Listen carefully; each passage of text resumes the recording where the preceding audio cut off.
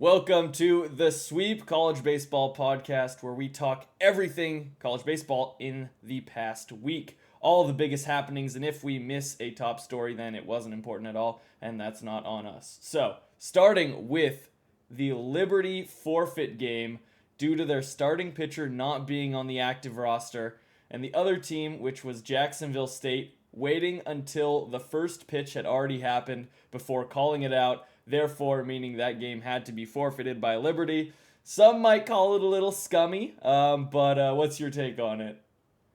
Yeah, it's fair play. It's in the rule books, but I do feel like it's a little scummy to wait until that first pitch is thrown to just have the game thrown out the window and take the win there. I think it'd be a little different if Jacksonville State was a team, in postseason contention, most likely, a team that might be fighting for a conference title, but that most likely won't be happening. And so I feel like you'd rather your players play that game and, win the right way. But it is fair play at the end of the day, I guess.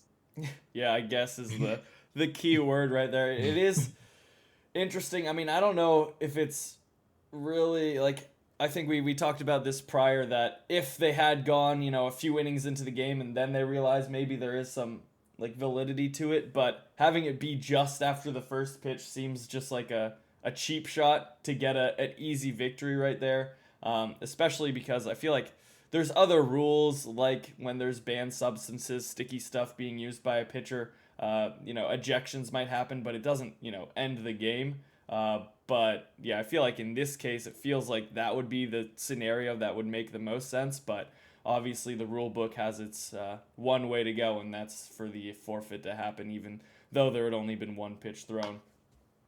Yeah, I'd much rather see the player ejected, which obviously isn't a big deal. He wasn't on the roster in the first place, but also just go ahead and eject the head coach for not managing the game correctly and letting that slip as well. I think that handles the situation just fine and puts that team at a clear disadvantage the rest of the game, too. Yeah, having to warm up a relief pitcher and be on the back foot definitely gives the advantage to the other team no matter what. So, yeah, I feel like that definitely seems like a more reasonable thing to happen, especially because you just want players to get on the field and play baseball. That's primarily what you're going to want to do. You don't want to get like a free. It just feels like a little cheap, like a cheap shot for any team to get that, and you're not helping yourselves out really at all in the long run. In the same way, where Jacksonville State probably helps to play an extra game and just get more experience under your belt, and getting a win like that is, yeah, not the best. Yeah, I'd be curious how the whole locker room feels about that situation and, what really weighed into the decision. If it was just the head coach himself that decided they were going to take that win after the first pitch went by, that'd be interesting to see from a player's perspective.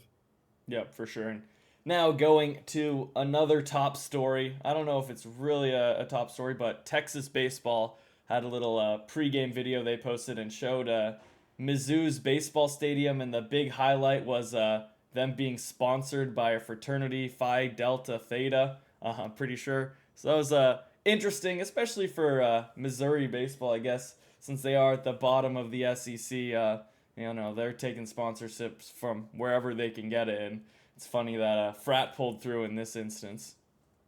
Yeah, like you said, Missouri not quite at the high end of SEC baseball, so probably lacking a little bit in the sponsorship offers, but hilarious to dip down all the way to taking it from a frat on campus. Really curious how that deal went through in the first place, but you know what? I'm here for it. I mean, if I was a part of that frat, I don't know if I would feel especially enthusiastic being in like the basement, the bottom dwellers of the SEC every single year, having our name associated with the stadium. But it is definitely an interesting story, if nothing else. Certainly, yeah.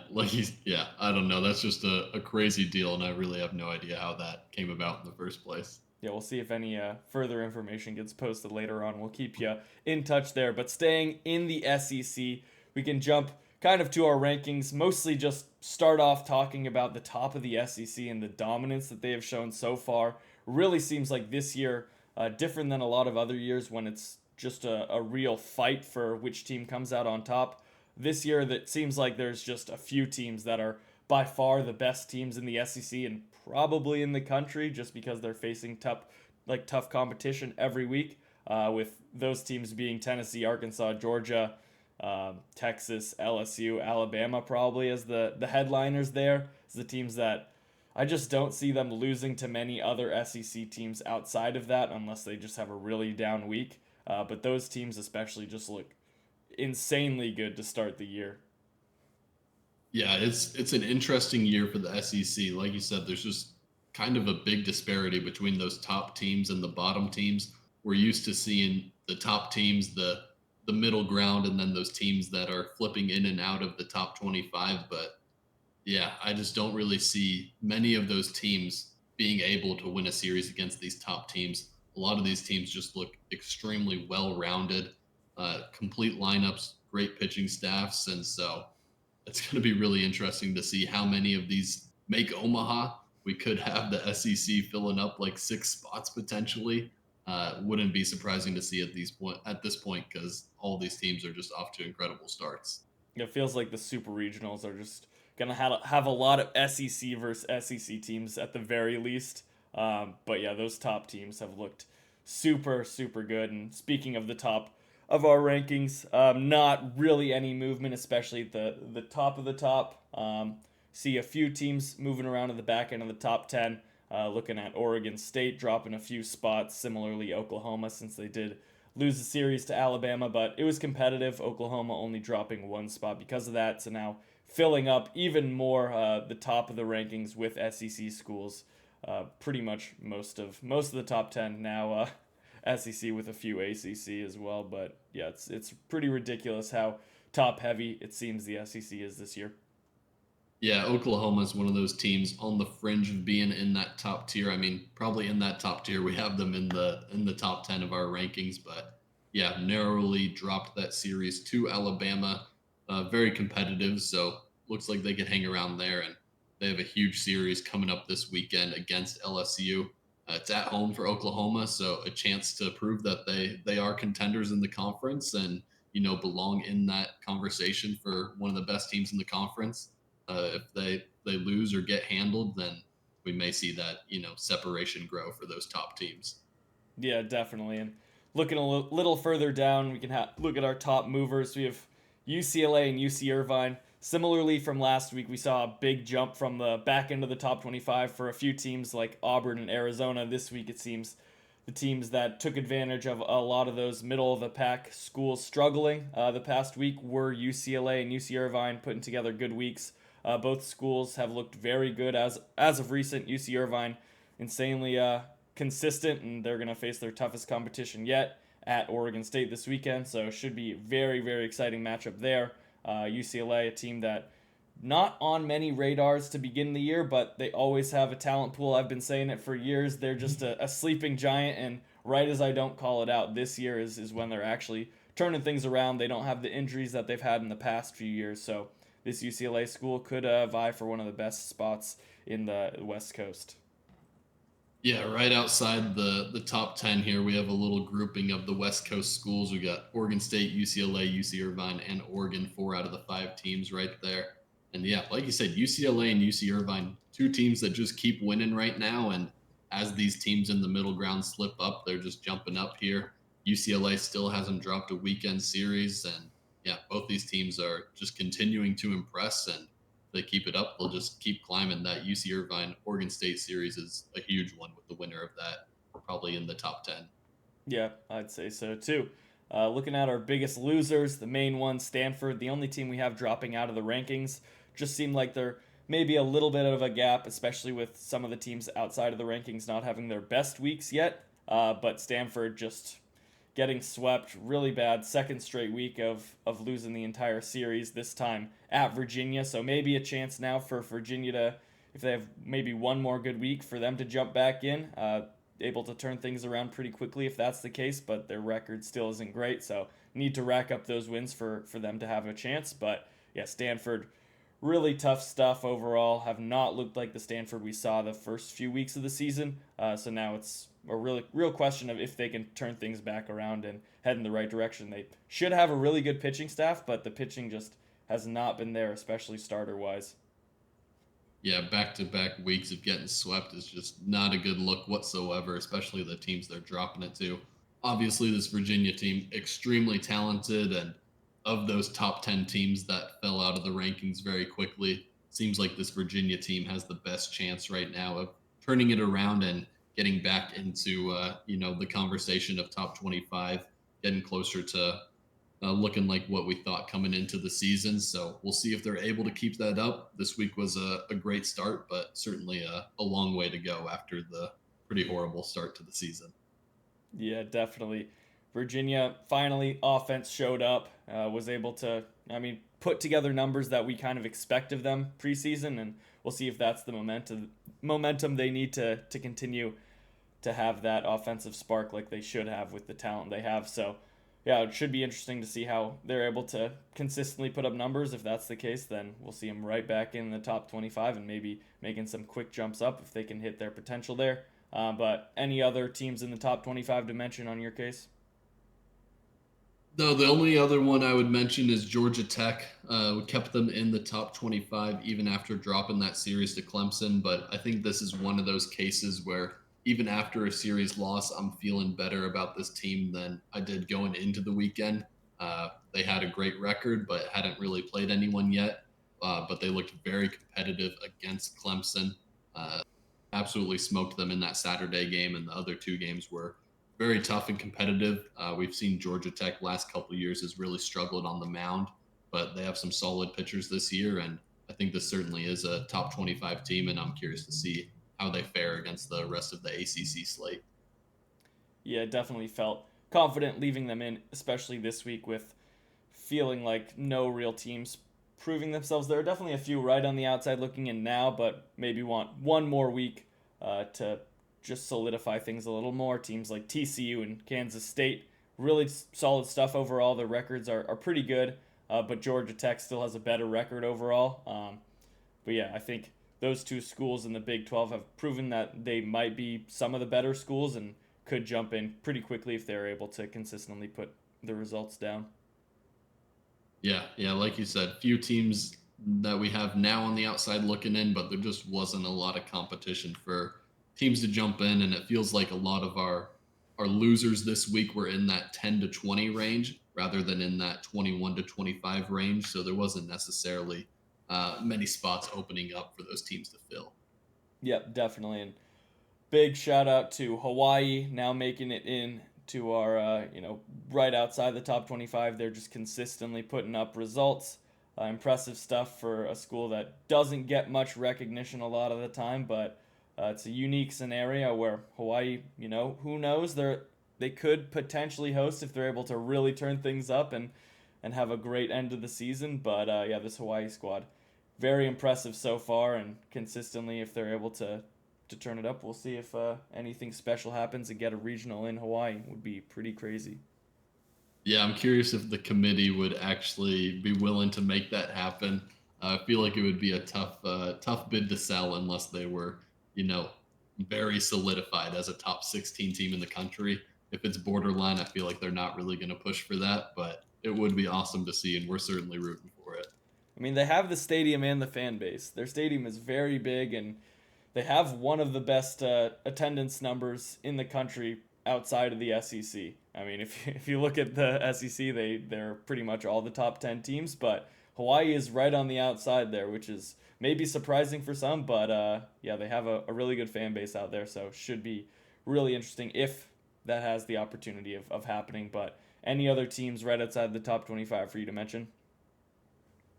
No, we got a couple ACC Big 12 teams right on the outside. Most of ones that we've mentioned, both those Virginia teams, both the Kansas teams, Kansas State, looking there as well. But yeah, I feel like most of them we've covered. Yeah, and we also have Southern Miss, I guess. They just consistently are putting up 2 in 2 weeks. If they're doing anything better, it seems like they would have jumped in, but keep on doing the exact same thing. So yeah, should have been in the top 25 at some point, but just cannot get over the hump there of right outside. Yeah, I mean, as a mid major, you need to have those commanding weeks to really compel people to put you in the rankings, and so we're gonna need a sweep at some point. or a 3-1 week instead of these 2-2 weeks. Once they get that, we'll get them in there. Yep, definitely. Now we'll get into our top play of the week. I guess you can call it that. Maybe you can say our not so top play of the week. But no audio for this one, so we'll just describe it as we're going through it. Ethan Melton, the sub right fielder for South Alabama, catching the fly out on the foul line in the 9th inning, or the 10th inning.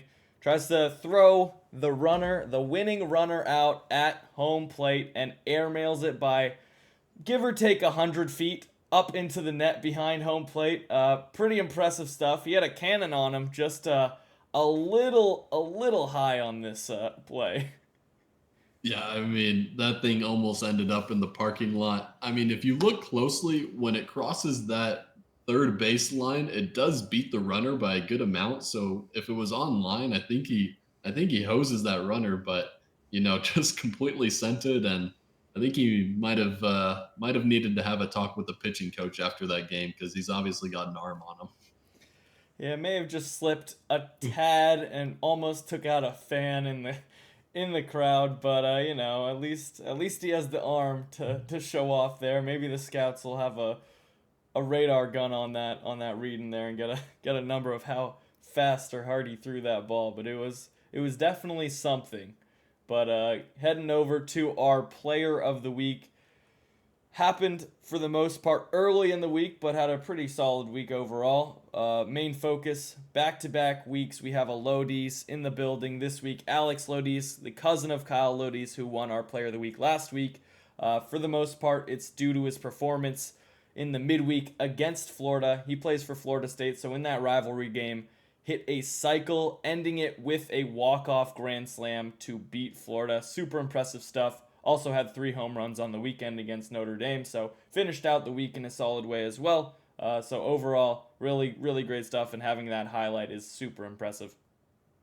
Yeah, just love the moment there, completing the cycle with the walk-off grand slam, and especially doing it against your rival. And I feel like everyone's just loving watching Florida's downfall right now, and this just added to it. I mean, that's a tough way to drop a midweek, and yeah, just an awesome week. And yeah, shout out to the Lodi's cousins. Yeah, pretty impressive stuff the past few weeks from them. Now heading over to our series predictions from last week. We chose Oklahoma at Alabama, Clemson at Georgia Tech, Stanford at Virginia, Arkansas at Vanderbilt, and FAU at UTSA. Both of us went 3-2, so no real updates, staying in line here. Both positive, so we'll take it, but the big blunder of the week was both of us choosing Stanford in this spot. I had a gut feeling that Virginia had it. For some reason, did not lean that way and ended up biting us both.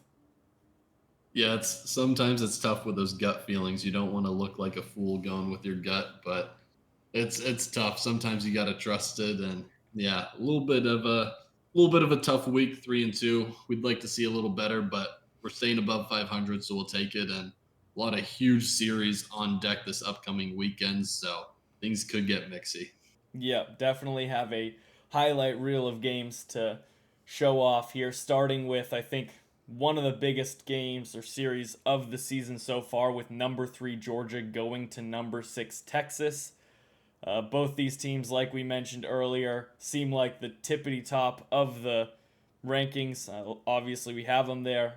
Georgia has looked unbeatable. Their offense has been on fire, and the pitching has definitely improved from previous seasons where that's been the lacking point in their team. And Texas has turned things around so quickly with Schlossnagel, and yeah, it's been really impressive. We had them in our rankings. Some places didn't to start the season, and they have just continued to impress no matter what's been happening with them.